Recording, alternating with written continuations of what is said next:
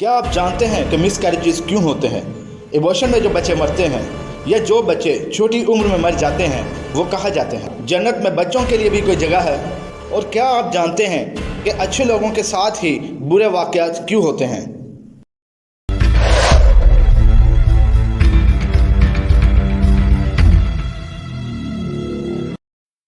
पहला सला 3 उसके 14वें बाब की 13वीं आयत में लिखा है, और सारा इसराइल उसके लिए रोएगा और उसे दफन करेगा, क्योंकि यरबाम की औलाद में से फ़कत उसी को कब्र नसीब होगी, इसलिए कि यरबाम के घराने में से इसी में कुछ पाया गया जो खुदावंद इसराइल के खुदा के नज़दीक भला है।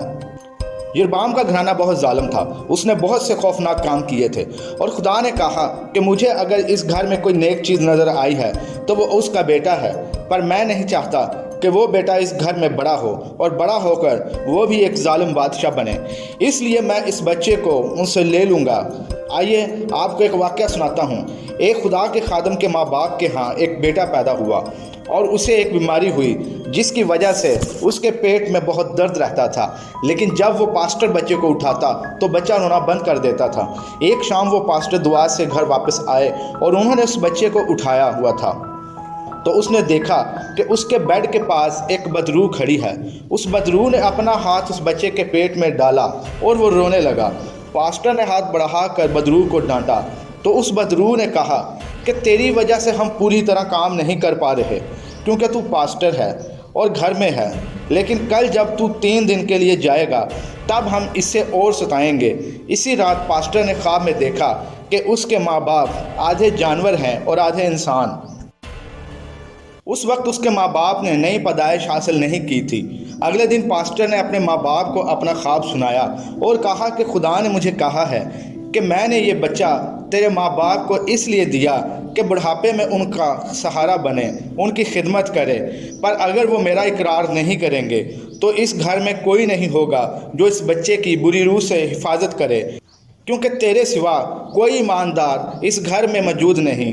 लेकिन मैं इस बच्चे को अपने पास बुला लूँगा कि ये बुरी रूह से बचा रहे।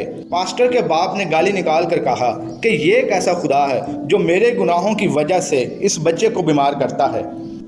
आप सोच रहे होंगे कि क्या ऐसा हो सकता है कि किसी के गुनाहों की वजह से किसी और को सज़ा मिले? तो आइए मैं आपको बताता हूँ कि गिनती की किताब उसके 14वें बाब की 18 आयत में लिखा है कि खुदावंद कहर करने में धीमा और शफ़क़त में गनी है, वो गुनाह और ख़ता को बख्श देता है, लेकिन मुजरम को हरगिज़ बरी नहीं करेगा, क्योंकि वो बाप दादा के गुनाह की सज़ा उनकी औलाद को 3री और 4थी पुश्त तक देता है।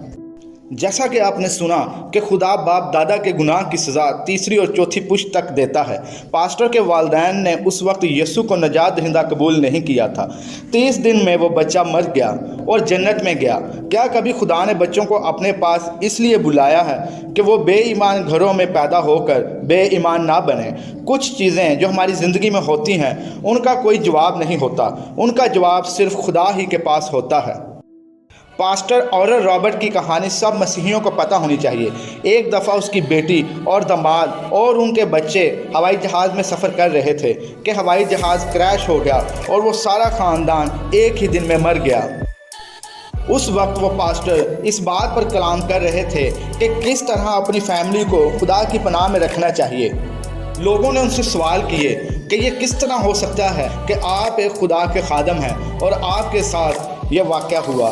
शैतान ने ऑरल रॉबर्ट को गुमराह करना शुरू किया कि तू लोगों को ये तालीम दे रहा है कि अपने ख़ानदान को खुदा की पनाह में कैसे रखना चाहिए, मगर तेरे ख़ानदान की पनाह का क्या बना?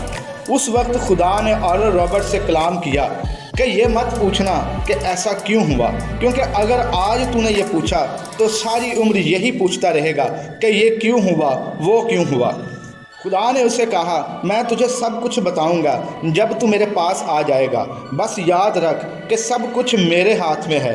आखिर ऐसा क्यों होता है कि बुरी चीज़ें अच्छे लोगों के साथ ही होती हैं? तो आइए इसके लिए हम देखते हैं लूका 13वां बाब और उसकी 4थी आयत में कुछ यूँ लिखा है, यहाँ क्या वो 18 आदमी जिन पर शलोख का बुर्ज गिरा और दबकर मर गए तुम्हारी दानिस्त में यरूशलेम के और सब रहने वालों से ज़्यादा कसूरवार थे?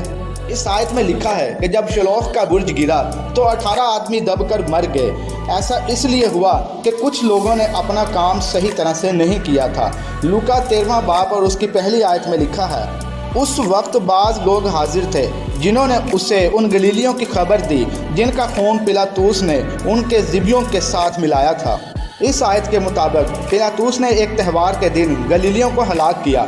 कई दफ़ा जब जालिम लोग हाकम बनते हैं तो वो जुल्म के काम करते हैं। लूका 13वां बाब और उसकी 11वीं आयत के मुताबिक एक औरत जो कुबड़ी थी, एक बदरू ने उसे 18 साल से बीमार किया हुआ था। अक्सर बुरी रूहों की वजह से लोग मुसीबत में होते हैं। हम नहीं जानते कई बार कि क्यों एक खूबसूरत नन्हा सा बच्चा मर जाता है, लेकिन मैं आपको बताऊंगा कि जब कोई बच्चा इस दुनिया को छोड़कर जाता है तो वो जन्नत में जाता है। अय्यूब 10वां बाब और उसकी 18वीं आयत में अय्यूब कहते हैं, बस तूने मुझे रहम से निकाला ही क्यों, मैं जान दे देता और कोई आँख मुझे देखने ना पाती। इस आयत के मुताबिक रूह बच्चे के अंदर है जबकि वो रहम में है। क्या आप जानते हैं कि जब कोई औरत हामला होती है तो फर्टिलाइजेशन के पहले दिन ही उस बच्चे में रूह आ जाती है, इसलिए अबॉर्शन करवाना गलत है। कुछ लोग ये सोचते हैं कि बच्चे के अंदर 6ठे महीने में रूह आती है जब खून की नालियाँ और टिश्यू बनने शुरू होते हैं। नहीं, खून और टिश्यू का बनना जिस्म के लिए ज़रूरी है, रूह के लिए नहीं। पहला करंथियों 15वां बाब और उसकी 50वीं आयत में लिखा है, ऐ भाइयों, मेरा मतलब ये है कि गोश्त और खून खुदा की बादशाही के वारिस नहीं हो सकते और ना फना बका की वारिस हो सकती है। बाइबल मुकद्दस में बहुत से ऐसे वाक़यात हैं कि बच्चे की पैदाइश से पहले ही उसका नाम रख दिया जाता था। लड़का होगा या लड़की ये बता दिया जाता था और 2 हफ्ते की हामला को माँ बोला जाता था। मैं आपको बताता चलूं कि 2016 में अमेरिका के फॉक्स न्यूज़ में एक खबर छपी थी कि जब वो टेस्ट ट्यूब में फर्टिलाइजेशन करवाते हैं तो उन्हें पता होता है कि फर्टिलाइज का अमल होगा या नहीं, उन्हें पता होता है कि बेबी पैदा होगा या नहीं, क्योंकि जैसे ही फर्टिलाइजेशन का अमल शुरू होता है उसी वक्त बिजली की तरह एक रोशनी चमकती है। ये न्यूज़ लंदन के टेलीग्राफ न्यूज़ में भी छपी थी। ये रोशनी तब चमकती है जब रूह एग और स्पर्म में आती है और जैसे जैसे जिस्म बढ़ता है रूह भी बढ़ती जाती है। मार्गरेट नाम की एक औरत थी, उसने रोया देखी और रोया में उसने देखा कि बच्चों की एक नर्सरी है जहाँ पर अबॉर्शन किए हुए बच्चे या वो बच्चे जो मिसकैरेज की वजह से मर जाते हैं उनको वहाँ पर एक फरिश्ता दिया गया जो उनकी हिफाजत करता है। बाइबल मुकद्दस में वाज की किताब 12वें बाब की 7वीं आयत में लिखा है, और खाक खाक से जा मिले जिस तरह आगे मिली हुई थी और रूह खुदा के पास जिसने उसे दिया था वापस जाए। इस आयत में लिखा है कि रूह खुदा के पास वापस चली जाती है और खाक जो हमारा बदन है वो मिट्टी में फिर मिल जाता है।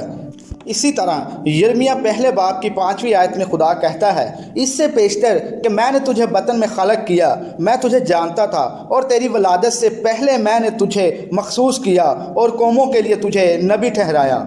बाइबल फरमाती है कि खुदा हमारे पैदा होने से पहले से ही हमें जानता है। जिस्म वो है जो मिट्टी का बना है और बाइबल में लिखा है कि तू खाक है और खाक में फिर मिल जाएगा और रूह खुदा के पास चली जाएगी। अगर आपने भी कभी मिसकैरेज की वजह से या किसी और वजह से अपना बच्चा खोया है तो यकीन रखें वो खुदा के पास है। वो माएँ जिन्होंने यीशु मसीह को कबूल नहीं किया और अपना निजात दहिंदा नहीं माना, आप अपना बच्चा कभी नहीं देख पाएंगे। ध्यान दें और ज़िंदा खुदा की इबादत करें, क्योंकि एक दिन आएगा जब हम सब यीशु मसीह के साथ आएंगे। अगर आपका कोई भी बेटा, भाई, बाप या बच्चा खुदा के पास चले गए हैं तो याद रखिए वो कब्र में नहीं है। हमें यकीन है कि हम फिर मिलेंगे। अगर आप जी उठने पर यकीन रखते हैं तो मरे हुए के लिए मातम नहीं करना चाहिए, क्योंकि आखिरत के दिन वो सब जी उठेंगे। उम्मीद करता हूँ कि आज के इस कलाम से आप सबको यकीनन बरकत मिली होगी। यीशु मसीह में खुश रहें। आमीन।